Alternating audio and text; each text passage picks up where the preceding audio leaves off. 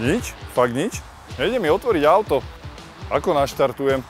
Ako sa dostanem domov? Asi mi došla batéria v kľúči.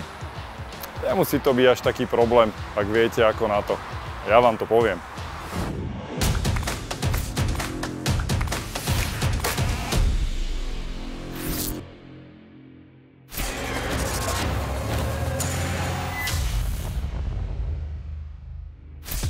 Či ste kúsok od domu, alebo na dovolenke 1000 km ďaleko, vždy je nepríjemné, ak vám dojde batéria v kľúči.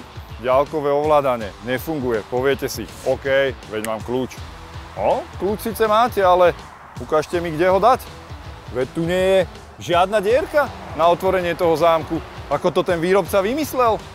Mnohé moderné autá majú jedno univerzálne riešenie. Ak sa ocitnete v situácii, ako je táto, na spodku zámku nájdete západku, s ktorou dokážete vylupnúť krídku. Ak sa vám to podarí, ste na dobrej ceste. Vezmite kľúč, zapichnite do auta a otvorte. Tadá, ste v aute.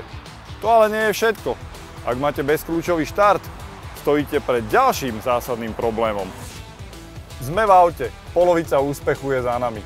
Teraz už stačí len naštartovať. V tomto prípade však máme bezkľúčový štart. Komfortná záležitosť, ale čo ďalej? Dierka na zámok nám chýba.